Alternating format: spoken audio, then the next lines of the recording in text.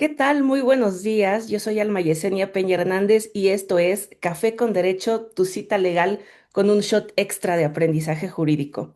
Esta es la mañana del jueves 22 de enero y estamos muy contentos de estar transmitiendo para ustedes nuestro episodio número 60.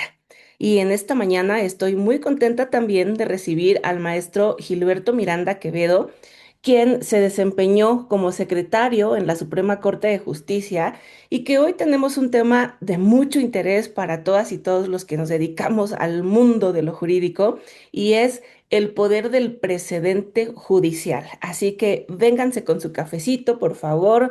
Ya saben, no importa si ya están trajeadísimos para irse al trabajo o si están de pijama todavía o el código de vestimenta, aquí no es importante porque vamos a charlar y a tomar cafecito muy rico en esta ocasión. Gilberto, buenos días, ¿cómo estás?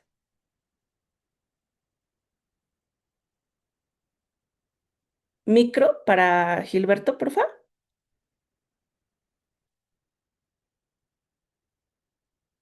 Hoy el dios tecnológico nos hace muchas travesuras. ¿Cómo estás, Listo. Gilberto?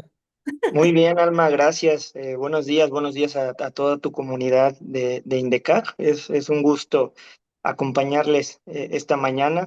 Eh, pues muy bien, yo muy bien, ya con mi café y listo para charlar de este tema bastante importante.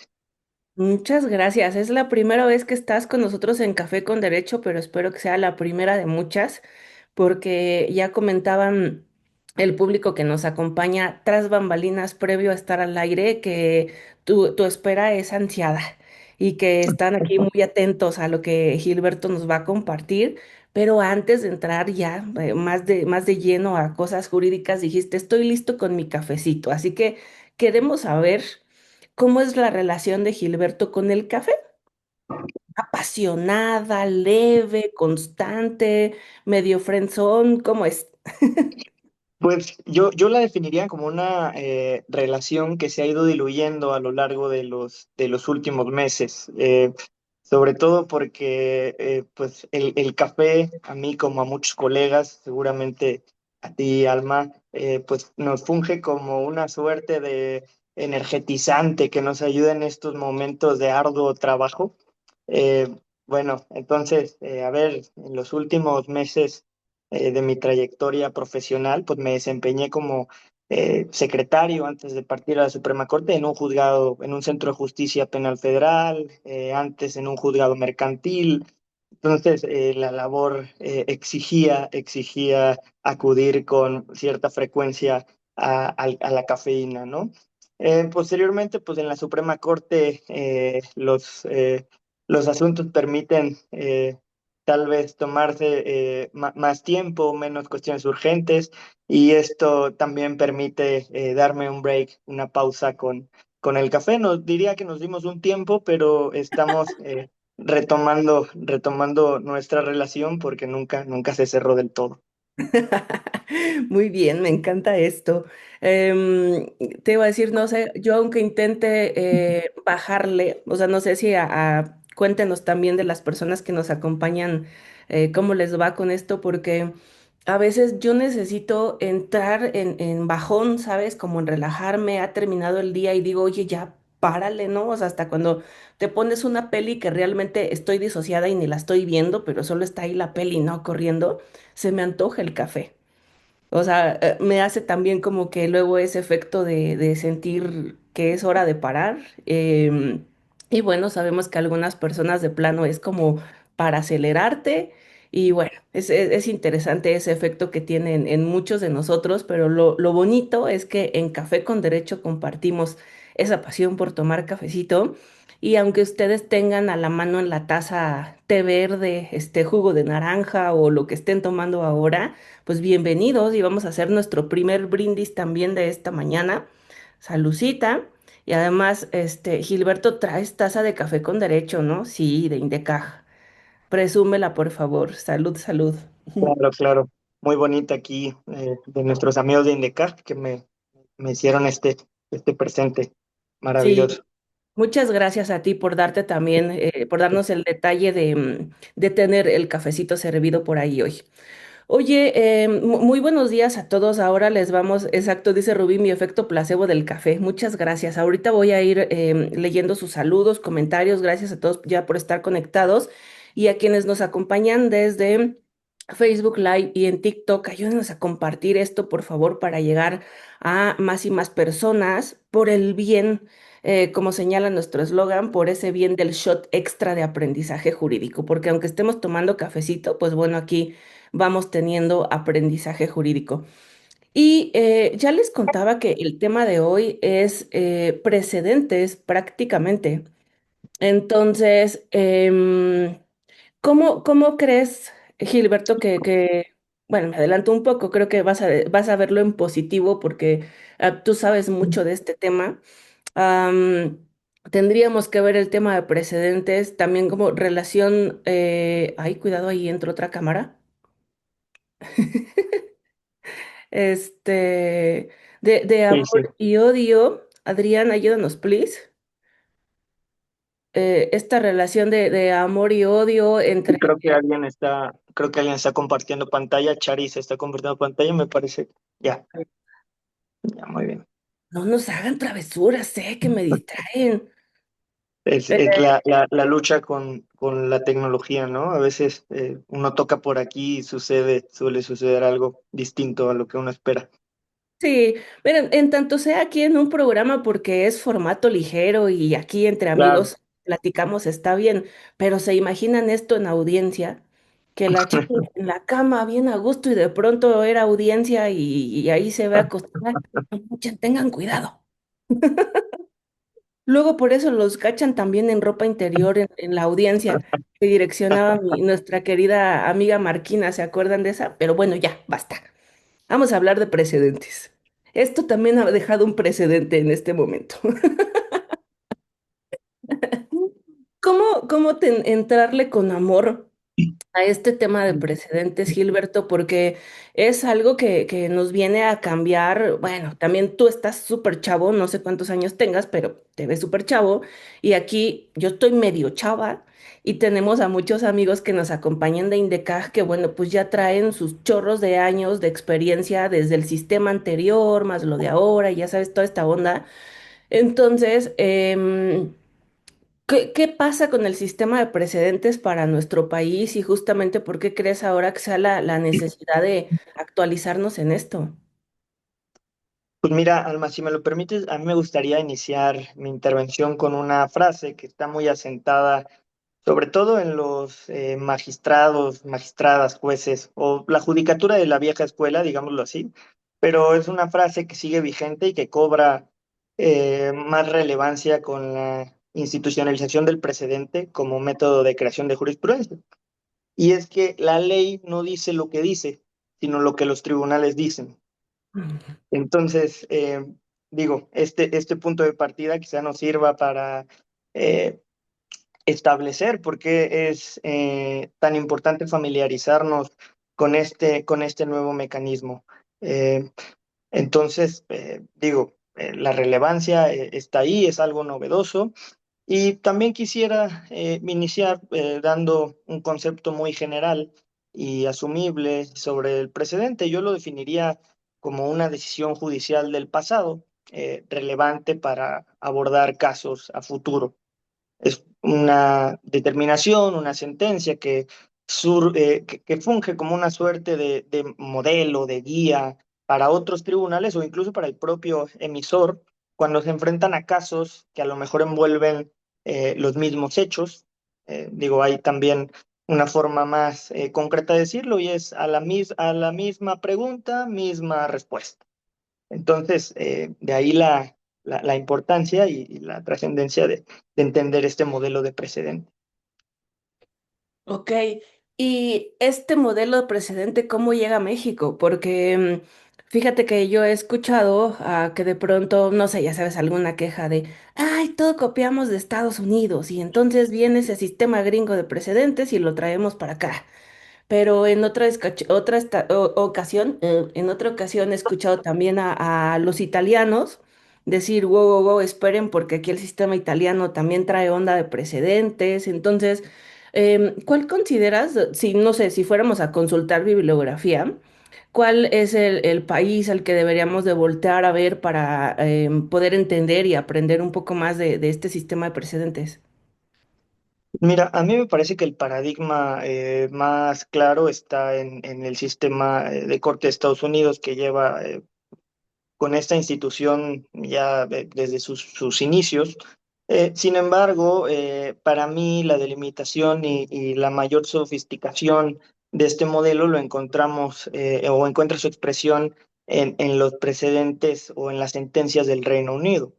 Creo que sobre todo desde Inglaterra, esta construcción suele ser muy sólida y muy delimitada. Digo, hay muchas dudas que aquí se están suscitando apenas y que pues desde allá ya están contestadas con bastante argumentos muy robustos y sólidos. Y sí, lo cierto es que este precedente puede generar la percepción de que surge como una globalización del modelo estadounidense. Sin embargo, pues también, si revisamos un poco, si acudimos a la deliberación, veremos que también pues finca sus bases sobre sobre corrientes, sobre todo genoveses, eh, en las que pues se mencionaba que el sistema de precedente, además de establecer un orden vertical descendente de los tribunales superiores hacia los inferiores, pues también aspiraba a dotar a los justiciables de seguridad jurídica, de igualdad ante la ley, etcétera. Entonces, me parece que además de generar un cambio de cultura o perseguir un ideal de nuestros vecinos del norte, lo que se persigue más genuinamente es esta búsqueda de consolidar un sistema interpretativo, pues igual que genere certidumbre y sobre todo esta expresión de igualdad ante la ley. Te decía al principio de mi intervención, mismas preguntas, mismas respuestas, mismo caso, misma solución. Incluso hay quienes analogan, a mí no me gusta mucho usar este ejemplo, pero con este principio general del derecho que, hablando de normas de leyes, nos dice que donde hay la misma situación, pues rige la misma disposición. Un poco esta lógica sigue el precedente. Ok. Oye, y hace un ratito tú nos contabas, bueno, y les contábamos también de tu última experiencia trabajando en la corte. Em, Pienso ahora, por ejemplo, en las personas que resuelven estos casos desde la corte, ¿no? Desde estas instancias en particular. ¿Tú crees que este sistema de precedentes les justamente es una herramienta y les permite estudiar y definir el caso de una manera más sencilla o al menos desde tu óptica en esta fase? No sé, ¿qué te hacía sentir mejor? ¿Qué te gustaba más? Porque se valdría también en algún momento decir, no, yo estaba más cómodo con el anterior o no sé, una cosa así. No sé qué vas a decir tú. No, mira, pues la verdad es que este sistema de precedente nos pone a todos los operadores a chambear el doble, a ser El más doble. exhaustivos, sí, el triple te diría tal vez, y a ser más exhaustivos, porque lo cierto es que, a ver, en nuestra cultura jurídica deviene una noción de precedente, no sé, aproximadamente desde el siglo XIX, indirectamente porque habíamos entendido que las sentencias que emitían ciertos órganos jurisdiccionales de un rango superior reiteradamente, pues eran de aplicación obligatoria para el resto de órganos jurisdiccionales. Y además, estas sentencias, cuando eran reiteradas, pues se difundían tradicionalmente desde hace 100 años, me atrevo a decir, un poco más quizás, en nuestro semanario judicial a modo de tesis, que eran resúmenes de lo que esos criterios contenían.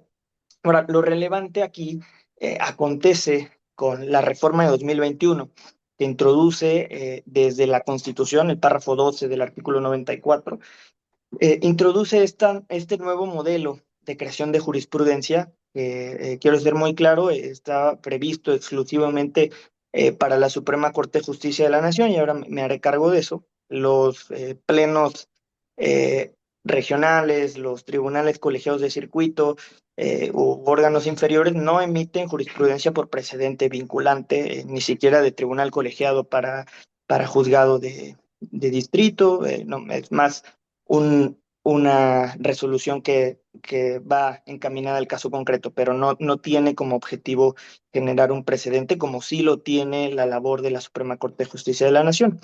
Entonces, lo que hace esta reforma es identificar los métodos de creación de jurisprudencia, que son la contradicción de tesis, que no es más que la identificación de posturas antagónicas entre órganos de igual jerarquía y pues la disipación de esta dicotomía a través de un criterio jurídico que es el que prevalece, pues, una expresión bastante común de la jurisprudencia en México. Yo creo que la sentencia más importante, yo considero que es la más importante hasta ahora, se emitió a través de una contradicción de tesis, que es la 293/2011, ¿no? Y por otro lado, teníamos también el modelo de jurisprudencia por reiteración, que es del que les hablaba, que era lo más parecido al precedente, que consistía en la emisión de 5 precedentes de igual perdón, me distraje con una pregunta. Creo que tú controlas eso y tú me indicarás en qué momento las respondo.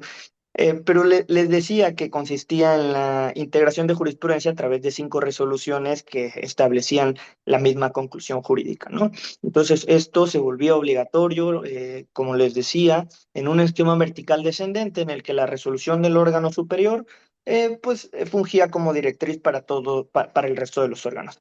¿Qué sucede qué sucede con la reforma?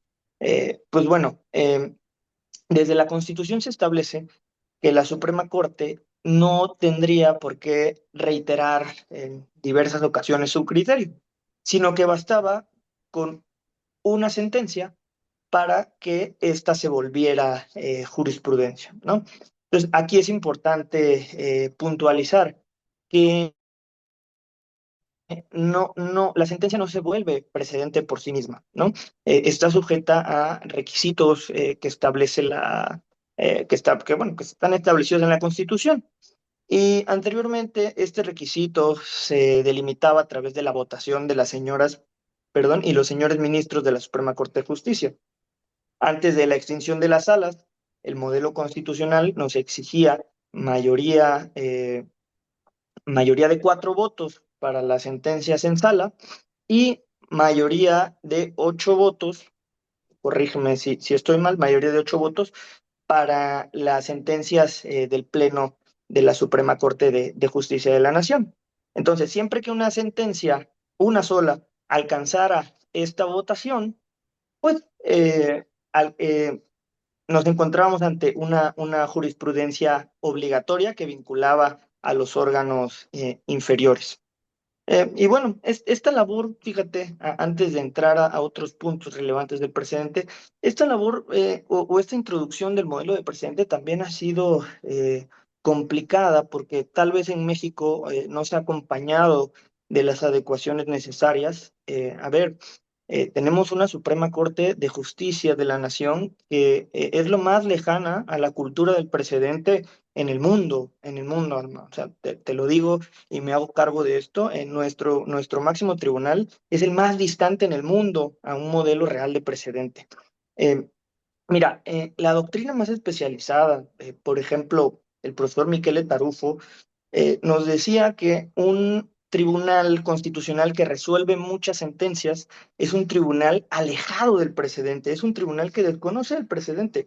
Y esto tiene una lógica porque el profesor nos decía que los tribunales constitucionales tienen como función fijar directrices, criterios e insumos para el resto de tribunales y no tanto resolver casos concretos. Por eso, si echamos un vistazo a algún tribunal en el mundo distinto, no sé, la Corte de Estados Unidos, a las Cortes de Reino Unido, a la Corte italiana que tú mencionabas, resuelven en promedio 80, 90 sentencias al año. Y a mí me hace mucho ruido, y digo que somos la más distante del mundo, porque no sé, a ver quién se anima a proponerme una cifra. El informe, que no se me olvida, es el de 2019, el informe de la Suprema Corte. ¿Cuántos casos creen que resolvió la Corte? Considerando que el promedio de todos los tribunales son 100, salvo Colombia que resuelve entre 400 o 500, se me hace una cifra alta, pero ¿cuántos creen que resolvió nuestra Suprema Corte en el informe de 2019, por ejemplo? A ver, ahora sí, díganos en el chat y los leemos. Que mira que aquí sí, nuestro público es muy activo, por eso veías como muchas notificaciones en el chat, no te preocupes por eso. Nelly dice cuatro, a ver qué dicen los demás. Y han de ser súper poquitas comparadas con, ¿no? No, no, no. Justo les decía que estamos alejados, porque, a ver, les repito, Tarufo decía que, que un tribunal constitucional que aspira a transitar un modelo de precedente no puede resolver tantas sentencias, porque no es su función hacerse cargo de casos concretos, sino dotar a los demás tribunales de insumos para que puedan llevar a cabo la resolución de los casos concretos. Por eso les decía, Estados Unidos en 2019 resolvió, la Corte Suprema resolvió 80 sentencias, la Corte Colombiana 380 y es una cifra alta. En México, el informe de 2019 refleja que nuestro máximo tribunal resolvió 15,000 sentencias.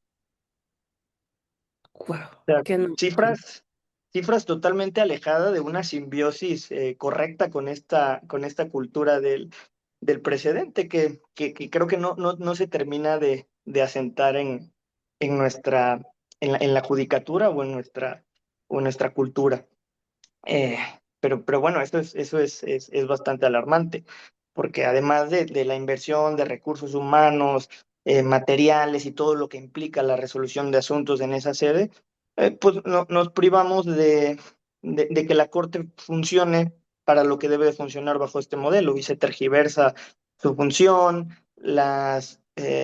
terminamos convirtiendo en una suerte de tribunal de casación y se entra a otro tipo de discusiones. Es Digo, que a ver, eso te iba a preguntar ahora, Gilberto. ¿No crees también que estamos así disparatados con los números?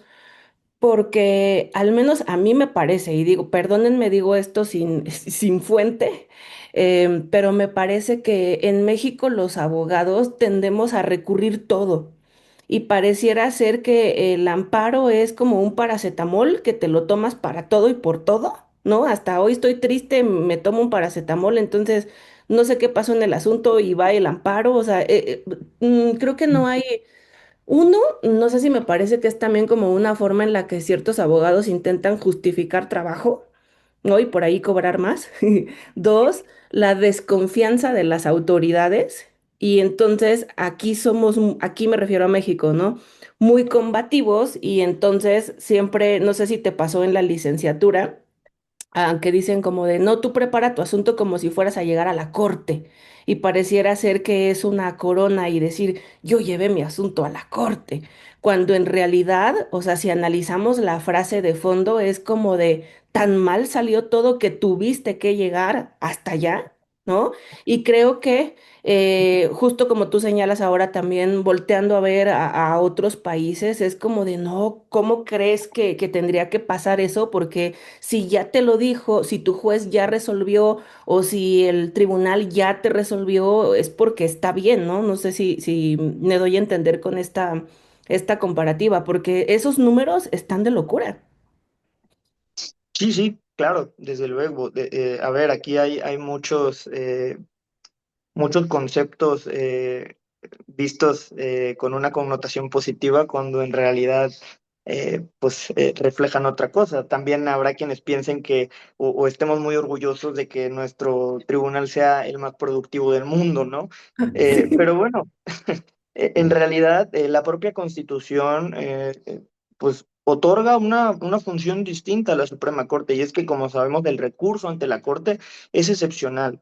El amparo directo en revisión solo es procedente cuando se surte un planteamiento de constitucionalidad que tiene que plantearse desde la demanda de amparo y cuando ese planteamiento reviste interés excepcional. Antes interés y trascendencia, ahora interés excepcional. Y estos requisitos muy puntuales tienen que cumplirse de forma simultánea para que la Corte pueda conocer de un asunto. Y a mí me parece que esto también ha sido en algunos momentos malinterpretado por la Suprema Corte, pues además de que son conceptos, sobre todo este último eh, de interés excepcional, son conceptos muy abiertos y no tan normados. Pues no sé, digamos que si hay un precedente que hable del tipo penal de Querétaro a la luz de la taxatividad, eh, la corte lo resuelve y al día siguiente le llega uno en el que se habla del mismo tipo penal a la luz de taxatividad, pero en el estado de Puebla, la corte ha entendido que es un caso novedoso porque se trata de un código de una entidad distinta. Cuando a mí me parece que en el precedente anterior, si seguimos la lógica del precedente, pues el problema ya está resuelto y bastaría con aplicar ese precedente para decir que no hay un interés excepcional y la corte así pues, no se llenaría de tantos asuntos. Pero sí, esto requiere, creo que un reentrenamiento estructural desde quienes operamos en el sector privado y desde quienes se encuentran al interior de la Judicatura o de la Suprema Corte de Justicia de la Nación. Pero bueno, justo te daba este ejemplo y quiero llegar a un punto, y es que, a ver, decía que esto exige o nos pone a chambear el triple, Ujú, porque el modelo de precedente cambia radicalmente eh, cambia radicalmente nuestra práctica. Porque, y voy a hablar por mí, a ver, era común que en los modelos de integración anterior, pues acudiéramos simplemente a la tesis, o fíjate, alguna persona, algún ex compañero en la corte me dijo en algún momento, no, pues ahora nada más leemos el rubro de la tesis y ya con eso nos damos una idea de lo que, del problema que se resuelve. Y lo aplicamos a un caso que nos suene, pues un poco parecido, ¿no? Imagínate, o sea, ya ni las tesis estábamos leyendo. Y yo salí de la universidad, Alma, creo que muchos sin leer una sola sentencia. O sea, yo leí algunas tesis que profesores nos encargaban como tarea, pero en ningún momento leí una sentencia. Entonces, el precedente nos exige leer las sentencias, porque para que un precedente sea aplicable es condición necesaria que que los hechos sean compatibles, que la parte fáctica sea similar a la del precedente que estás utilizando. Y te decía, te daba este ejemplo de taxatividad, pero pues creo que te puedo dar uno un poco más claro, que creo que es un precedente muy famoso, el famoso amparo marihuana, digamos, que establece que la prohibición absoluta de consumir marihuana es inconstitucional. Entonces, esto ya resuelve un problema. Y entonces, si en los hechos tenemos a una persona que le prohíben absolutamente en COFEPRIS consumir marihuana, pues está claro que tenemos un precedente aplicable al caso. Pero eso solo lo podemos saber revisando los antecedentes y verificando que sean compatibles con el caso que tenemos enfrente. Ahora, otra cosa muy importante, muy importante, es que si bien el precedente es un modelo de integración de jurisprudencia, la sentencia por completo no es vinculante. Y esta es quizá una parte muy técnica y complicada, pues, sobre todo porque no habíamos tenido una interacción con estos conceptos con anterioridad. Pero fíjate, a ver, en la sentencia, la Constitución y la Ley de Amparo son claras en establecer que lo que vincula de esa sentencia o lo que se vuelve jurisprudencia, lo que se vuelve esa fuente de derecho obligatoria, es la ratio decidendi. Y la ratio decidendi es la conclusión jurídica, las razones que sustentan la conclusión jurídica a la que arriba el tribunal. Es decir, si en un asunto se plantea un problema alrededor de la inconstitucionalidad de una norma y la Corte concluye que sí es inconstitucional, pues la ratio decidendi será esa, que la norma tal es inconstitucional por tales motivos.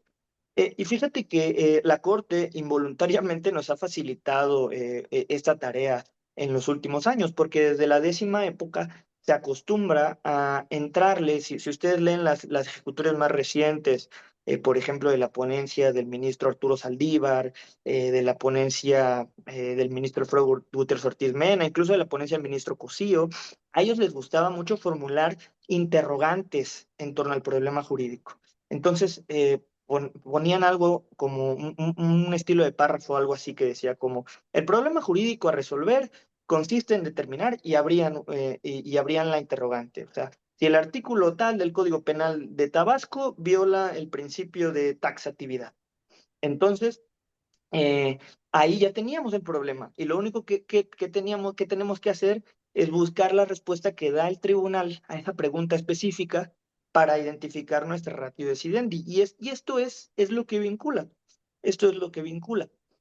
Ahora, hay consideraciones a mayor abundamiento, que son los famosos obiter dicta, que estos no son vinculantes, pero tampoco es que sean irrelevantes, o sea, pueden dar pie a argumentos, pueden utilizarse de forma tal vez orientadora o incluso dar pie a que se generen otros precedentes. Fíjense que un ejemplo muy interesante de esto es un asunto que no recuerdo el número con precisión, pero en el que la Corte analiza ya con el modelo de precedente la constitucionalidad del artículo 1179 del Código de Comercio, que regula 1175, perdón, que regula las providencias precautorias en materia mercantil, y concluye diciendo que el artículo es constitucional. Pero durante la reconstrucción de la figura de las providencias precautorias, la Corte inserta ciertas consideraciones, como por ejemplo que cuando la providencia se presenta junto con la demanda, la providencia se decreta de plano y no se tiene que dar vista al demandado, ¿no? Y entonces esto lo dice en la reconstrucción de la figura, pero lo dice sin ser el tema toral. Entonces, posteriormente, un pleno de circuito se enfrenta a una problemática en la que el tema a dilucidar era si, si cuando se presenta la providencia precautoria en conjunto con la demanda, hay que dar vista al demandado o se decreta de plano. Y entonces, estratégicamente, sigue esta ruta de óbiter de la Corte y dice, a ver, la Corte, si bien no resolvió este punto en específico, pues ya nos dejó ver un poco por dónde va la línea y completó la argumentación y se apoyó en esto.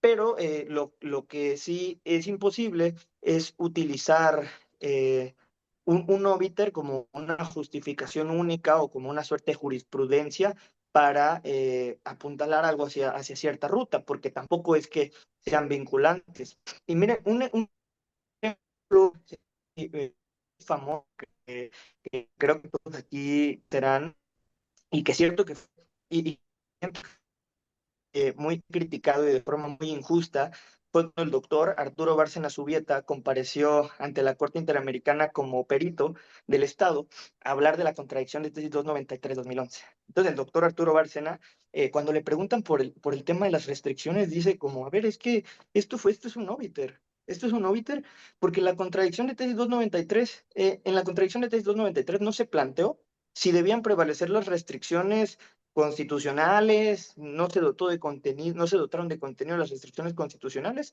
y nunca se planteó si cuando hubiera una colisión entre el derecho internacional y la constitución debía prevalecer una u otra. Ahí lo que se dilucidó fue la jerarquía de los derechos humanos de fuente internacional. Entonces, esta consideración se plasmó a mayor abundamiento sin que fuera parte de la problemática central, ¿no? Digo, esto habrá quienes puedan estar o no de acuerdo porque se estableció a través de una contradicción de tesis, pero fíjense, el problema de esto fue que nuestro modelo del semanario, nuestro modelo de tesis anterior, permitía que se fijaran tesis derivadas de óbiter. Y entonces, la tesis, por su naturaleza, tiene una penetración muy importante en el foro, y entonces había quienes leían esta tesis de las restricciones constitucionales y pensaban que la sentencia hablaba sobre restricciones constitucionales, pero en realidad fue un punto que nunca se planteó. Y si quieren, luego les cuento cómo se introdujo este tópico de las restricciones en la discusión del Pleno, porque ni siquiera estaba planteado. Un ministro, a un ministro le causó cierta tranquilidad establecer esto, pero en ningún momento fue el punto central. a Ok, debatir. se Entonces, aprovechó ahí. Oye, ¿cómo dice la frase de curarse en salud? Entonces dijeron, ahora vemos el momento y vamos a hacerlo. Es muy interesante esa promesa que nos haces de contar ese punto. Sí la queremos escuchar, pero antes tenemos que ir a un pequeño comercial para que recarguemos nuestra taza con café. ¿Vale? En un momento vale. regresamos. Alberto, adelante.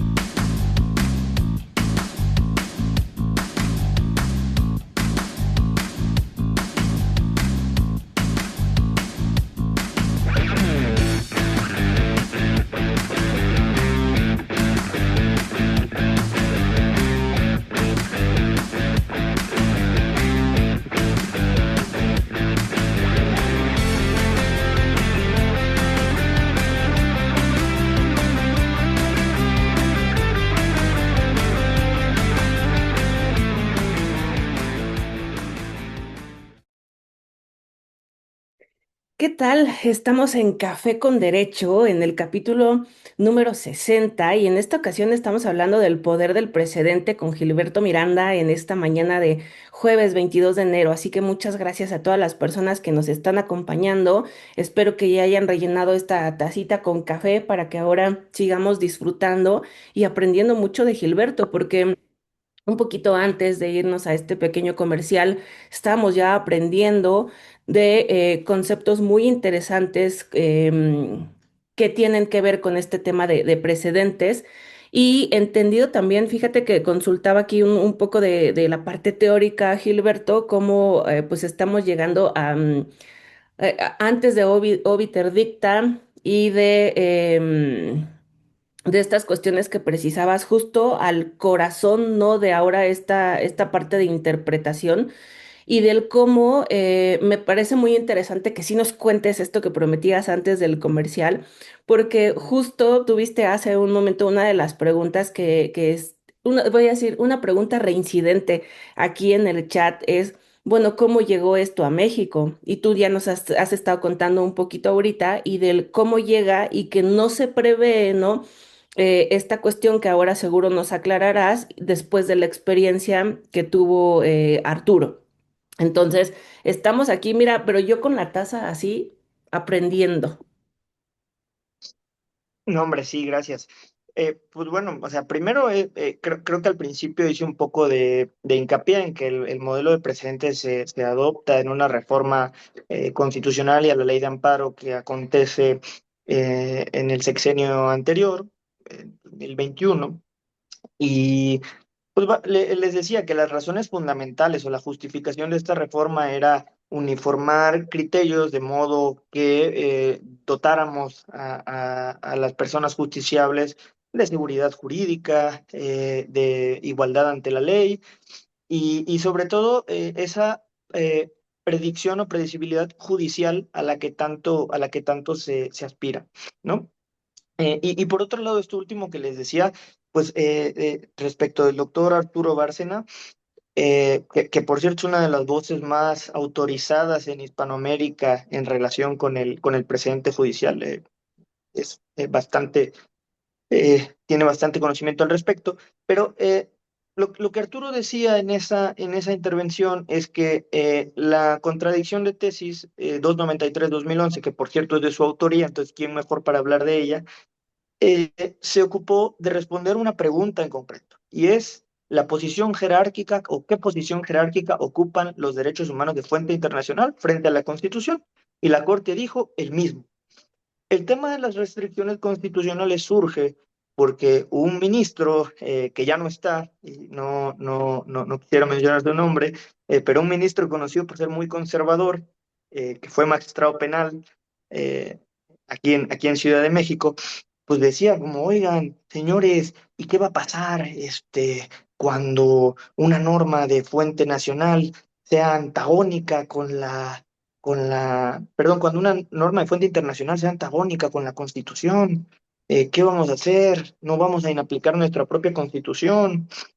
Y entonces esto generó que muchos otros ministros lo acompañaran y que se rompiera el acuerdo al interior del Pleno para, eh, para alcanzar esa mayoría necesaria y que se aprobara la contradicción.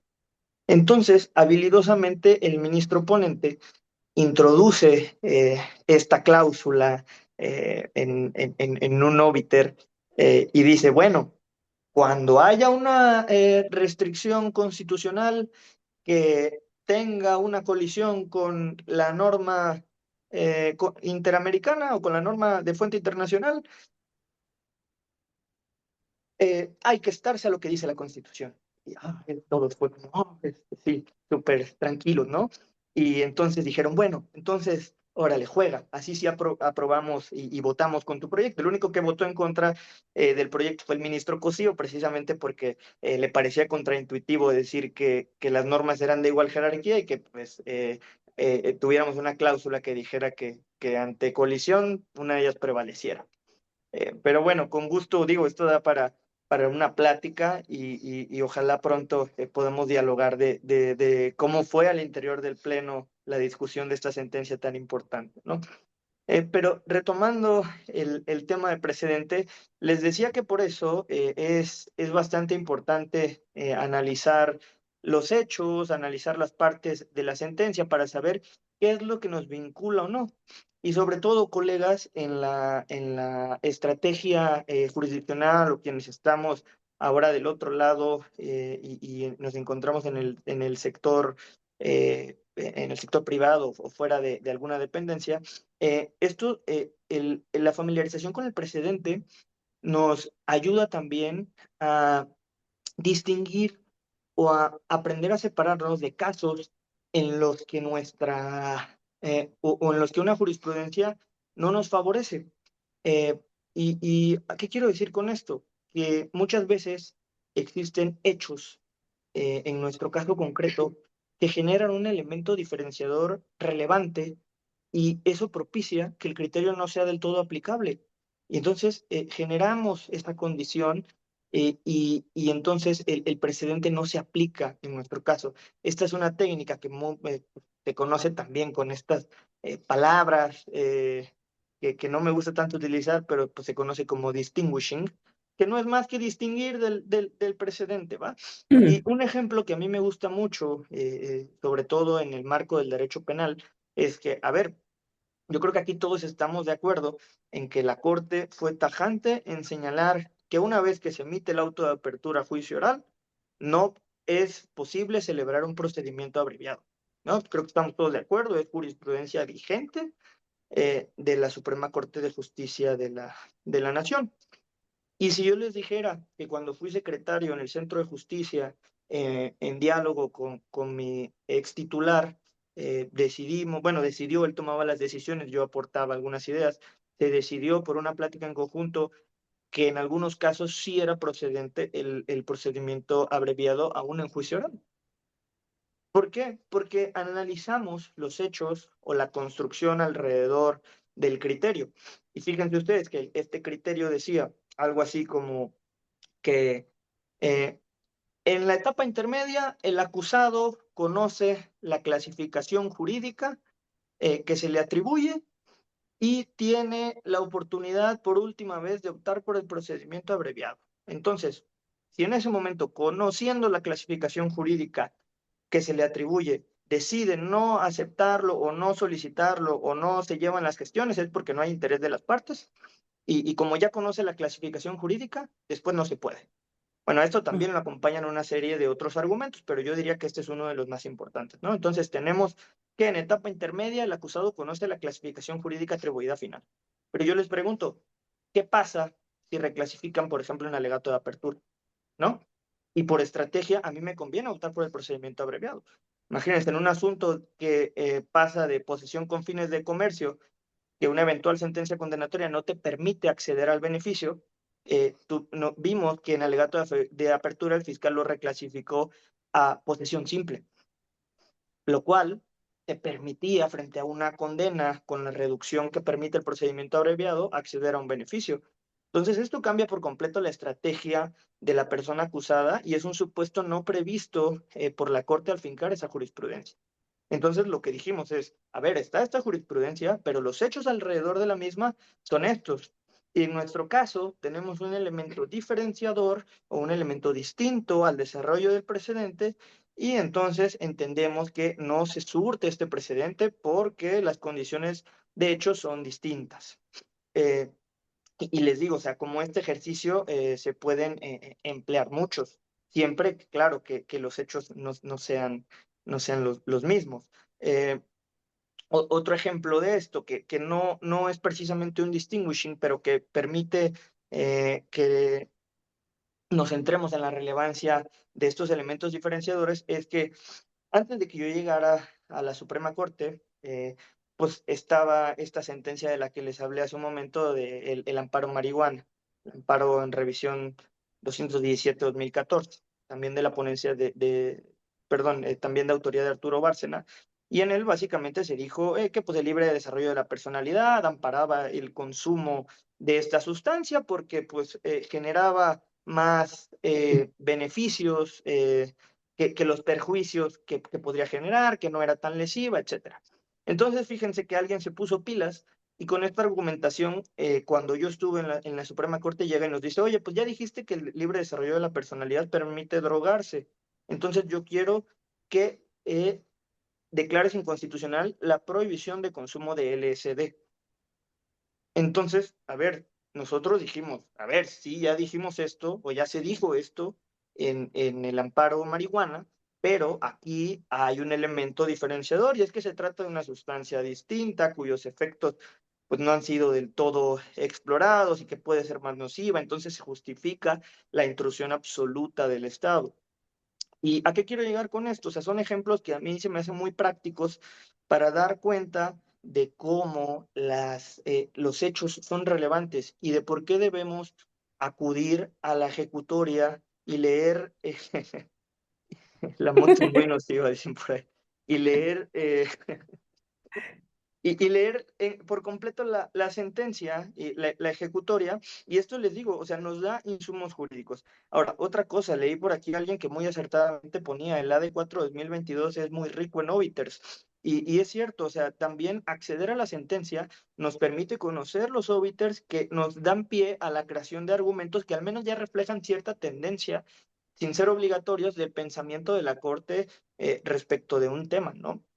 Entonces, explorar la sentencia nos enriquece tanto para argumentos secundarios como que se pueden extraer de los óbiters. Hay muy buenos argumentos en óbiter y nos ayuda a conocer la parte vinculante de una sentencia. Porque también he escuchado mucho en audiencia y seguro ustedes también lo han escuchado. eh, Cuando se alega una causa de justificación, siempre lo dicen los señores fiscales, y lo digo con mucho respeto por si nos acompaña aquí alguno, pero es muy común escuchar en audiencia a los señores fiscales. Cuando se alega una causa de justificación, le corresponde a la defensa acreditarla. Y citan esta tesis del criterio de Cosío que dice en el rubro esto. Pero ¿qué creen? La propia tesis en la parte de abajo dice, este tema no forma parte del planteamiento central, entonces es un óbiter que además aconteció en el sistema anterior, que, no es, que es cuestionable si podría trasladarse al sistema actual, pero sobre todo no fue el punto central de la resolución. Otro ejemplo que también se escucha en audiencias cuando se plantea la ilicitud de cierta prueba y se apela a las reglas de inclusión de prueba ilícita como vínculo atenuado, descubrimiento inevitable, etcétera, por la tesis del asunto de la primera sala en la que enlistó y estableció en qué consistían estas doctrinas. Pero quien lee la ejecutoria se da cuenta de que esto es óbiter y de que esto no es un criterio vinculante a pesar de estar en la sentencia. Y entonces puede con toda autoridad contestar en audiencia, a ver, esta tesis existe, pero no versa sobre el punto central. Y fíjense qué tan problemático era esto que recientemente la Corte, y bueno, no la Corte, la propia ley de amparo prohibió la emisión de tesis de óbiters. Lo que hoy vemos ya son tesis todas sobre la ratio de Sidendi, que están además construidas en un modelo muy amigable que permite identificar los hechos, el criterio jurídico y la justificación. Entonces, esto es bastante importante y esto hace un correcto match con la doctrina del precedente judicial. Entonces les decía, o sea, esto y entender la doctrina del precedente nos dota de estos insumos, de saber distinguir, de saber cuándo están aplicándonos un argumento que se dijo en Obiter como algo vinculante, de conocer la completitud de otros argumentos que pueden dar pie a otro tipo de problemática, ¿no?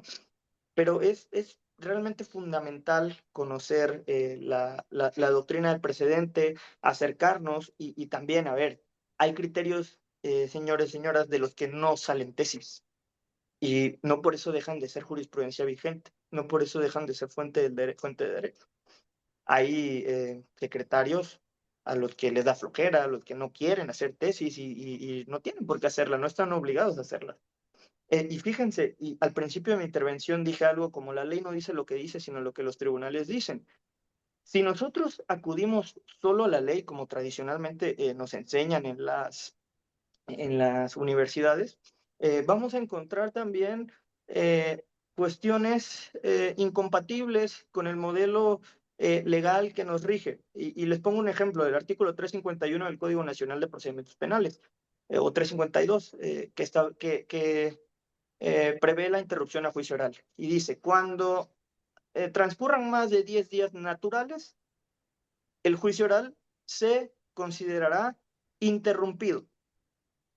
Entonces, la Corte analiza este artículo y dice, a ver, aquí dice 10 naturales, pero yo no estoy tan de acuerdo con la conclusión, pero es lo que dice la Corte. Y dice, aquí encontramos que el texto dice días naturales, pero debemos entender días hábiles. Fíjense la importancia Sí. Fíjense la importancia de acompañar nuestro entendimiento del precedente, del contenido que da nuestro máximo tribunal a la norma, ¿no? Entonces, yo si me paro en audiencia y digo, a ver, es que el código es claro y dice que son días naturales. Pues sí, pero la ley no dice lo que dice porque la Corte ya dijo que son hábiles. Entonces, de ahí la importancia también de estar en interacción con los criterios. Por ejemplo, esto hasta hace poco no había difundido una tesis específica y muchos abogados o abogadas lo desconocíamos porque no estaba plasmado. Y como está, hay muchos temas más interesantes, control material de la acusación, o sea, la posibilidad de llevar a cabo un sobreseimiento cuando la acusación no tenga, de que la propia defensa lo solicite. Amparo en revisión 274 del 2022. El, entonces también contiene una posibilidad bastante interesante que forma parte de la ratio de Sidendi, pero que al secretario no se le antojó sacar tesis y que ya bajo este modelo no está obligado. Entonces, es bastante importante hacer correcta tener un correcto entendimiento y reentrenarnos hacia este modelo. Yo creo que me queda poco tiempo, concluiría sugiriendo eh, pasar del semanario, que sigue siendo muy útil cuando tenemos el número de registro, cuando queremos solo consultar la tesis, pero si tenemos dudas sobre un tema, la verdad es que una herramienta bastante útil es el buscador jurídico con las palabras o la problemática que nos ocupa y este no solo te despliega tesis, sino ejecutorias vinculadas con el tema y esto nos permite un acercamiento más directo con el precedente y nos fomenta esta costumbre de acudir a la sentencia ya teniendo claro qué parte es vinculante, qué parte nos interesa y cuál es la parte que nos va a ayudar en nuestro caso concreto. Súper, Gilberto, muy interesante. Sin duda que este Café con Derecho es un llamado a la formación jurídica y al estudio constante, porque como pudiste notar un poquito cuando volteas a ver el chat y yo he estado aquí muy atenta a las preguntas y planteamientos que han hecho quienes nos acompañaron en este cafecito. Hay muchas dudas. Dudas que parten, yo creo, desde la parte conceptual. Fíjate de qué es un óbiter, qué es el corazón del precedente, estas dudas sobre cómo llegó este sistema de precedentes a nuestro país. Y evidentemente, yo quiero decirles algo, que no les dé pena preguntar por acá. ¿Vale? Todas las preguntas y todos los comentarios de lo que ustedes nos comparten, por supuesto que son válidas porque eso para nosotros en INDECAG es muy importante y nos permite detectar dónde están estas áreas de oportunidad en el conocimiento, Gilberto, para que justo sobre de ello pues podamos brindar herramientas de aprendizaje en nuestra comunidad jurídica. Y hay, como siempre, muchas preguntas que se quedan sobre la mesa, que están pendientes pero que en Café con Derecho pues no podemos contestar ahora porque necesitamos una cafetera llena con disponibilidad para 14 tazas más para poder responder a esto y tiempo. Pero sobre de eso queremos justamente compartirles la buena noticia de que Gilberto nos ha ayudado a organizar un curso sobre este tema y en el cual él va a participar también en la impartición de este curso denominado el precedente judicial. Y pues va a ser una sesión, varias sesiones, perdón, varias sesiones muy interesantes. Este curso va a comenzar el día 20 de febrero, miren, con la primera clase que es titulada El precedente en el derecho continental y que esa clase número uno será impartida por Alejandra Martínez Verástegui. En la segunda sesión justamente tenemos la oportunidad de disfrutar de nueva cuenta a Gilberto con el tema límites del precedente judicial.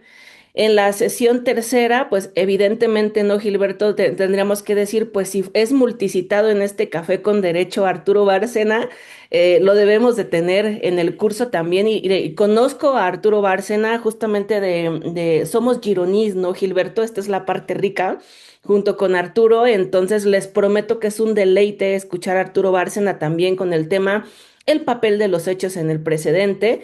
Y en la sesión 4 el uso del precedente en la práctica judicial, impartida esta sesión por Aldo Valdés Marcelo.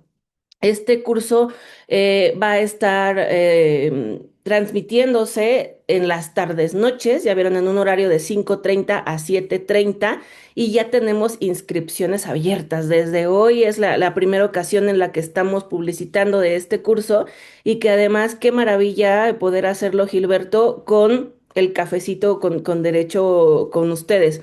Y antes de cerrar ya esta transmisión, pero fíjate que a mí me gusta mucho siempre quedarnos, ahora va de este lado la responsabilidad para los que estamos acá escuchando a nuestros invitados especiales, quedarnos con la tarea de leer algo, ¿no? De consultar algo para que luego cuando lleguemos al curso con ustedes, pues ya no vayamos ahí como que tan distraídos y pues justamente poder hacer más provechosas estas sesiones. ¿Qué nos puedes sugerir? ¿Qué tarea nos vas a dejar? Oye, para que digan, luego cuando vayamos al curso, un poco de cita con esto, ¿qué tarea nos dejas para leer y podernos empapar un poquito más de lo que es el sistema de precedentes? O mira, si no es doctrina, también aquí están interesados con los números de amparo, que algunos cuando tú nos ibas compartiendo yo ya les ponía los números, pero a ver, vamos a ver, maestro bueno o maestro malvado, ¿qué nos deja de tarea? Bueno, pues miren, yo recomendaría dos textos de la misma autora, que tendremos la fortuna de que está quien imparta en un primer momento el curso, de Alejandra Martínez Verástegui, El precedente en la Suprema Corte de Justicia de la Nación y teoría y práctica del precedente judicial. Estos textos, bueno, son además del Centro de Estudios Constitucionales dirigidos y en ellos escribe Alejandra y dan cuenta de cómo ha surgido el precedente y de cómo se ha sentado en México. Entonces esto lo vuelve sumamente enriquecedor para nuestra función cotidiana, ¿no? Y desde un lado más académico, hay una obra coordinada por la doctora Marina Gascón Avellán, profesora de la Universidad Castilla-La Mancha, eh, titulada El precedente en el Civil Law. Y me parece un texto además bastante bueno, porque nos habla de cómo se transita de un modelo diseñado en una primera aproximación exclusivamente para el common law hacia un modelo más parecido al nuestro como el modelo de civil law. Entonces, pues yo recomendaría estos tres textos. Empezaría leyendo un poco lo que nos dice Alejandra en estos cuadernos del Centro de Estudios Constitucionales y posteriormente este texto de Marina Gascón para tener una noción más amplia de- del tema. Texto coordinado por Marina Gascón porque escriben diversos autores. Qué ricas lecturas nos sugieres, Gilberto. Tomen nota todos, por favor, con esa tarea. Muchísimas gracias. Y pues bueno, estamos ya a 9 de la mañana con 5 minutos. Es momento de cerrar esta transmisión para que algunos corramos ya a desayunar u otros corramos a la audiencia, al trabajo. El reloj checador nos persigue, viene detrás de nosotros. Entonces, es hora de cerrar ya. Muchísimas gracias, Gilberto, por esta transmisión. Hay muchísimos comentarios en el chat, como seguro te has dado cuenta, y en Facebook también. Y quiero precisar nada más que el curso de precedentes que acabamos de anunciar con ustedes es tanto en modalidad presencial en Ciudad de México, en el instituto, en la sede del Valle, y también modalidad virtual. Así que para quienes estén en Ciudad de México y Estado de México podrán acudir también a la sede del Valle y pues bueno, también ya saben disfrutar de la clase de esta manera, de lo que sea más cómodo para ustedes. Hoy hemos confirmado que el derecho ya no se entiende solo leyendo leyes, sino que también debemos de comprender a los precedentes. Las razones que los tribunales construyen para dar sentido a este aspecto de la justicia es muy importante estudiarlos, no es algo opcional y es muy importante para que nosotros podamos litigar de la mejor manera y así garantizar igualdad. Entonces, qué mejor manera que hacerlo con esta rica conversación, con ideas claras, con una taza de café. Y pues en este momento agradezco a Gilberto Miranda por habernos enseñado en esta mañana de cosas tan interesantes sobre el sistema de precedentes, pero además, Gilberto, por dejarnos con mucha sed. Nos quedamos con sed de otra tacita de café, pero sed de más aprendizaje jurídico, sed de estos shots extras de aprendizaje jurídico que seguramente solo podremos saciarlos si nos inscribimos al curso de precedentes que tendremos próximamente. Entonces, ya los esperamos con las inscripciones. Nos quedamos ahora en el Zoom para darle seguimiento a la inscripción de cada uno de ustedes, a quienes nos acompañaron desde redes sociales. Un saludo, bonito fin de semana, pásenla bonito. Y pues bueno, Gilberto, el cierre es tuyo, nos quedamos con tu cierre también. No, hombre, pues muchas gracias al amable público. Gracias por sus felicitaciones, por sus comentarios. Y les prometo que durante el curso estaremos resolviendo todas estas dudas tan interesantes que han sido planteadas. No dejo de agradecerles. Muchas gracias al INDECAJ también por la invitación y también muchas felicitaciones por gestar estos espacios en los que se discuten o se platican temas tan importantes. Muchas gracias por su atención y les deseo un excelente inicio a todas y todos. Muchas gracias, Gilberto. Nos vemos pronto, lunes en Café con Derecho. Nos vemos en el curso de precedentes y en todas las actividades de INDECAJ. Bonito fin de semana. Hasta la próxima. Gracias, Gilberto. Gracias.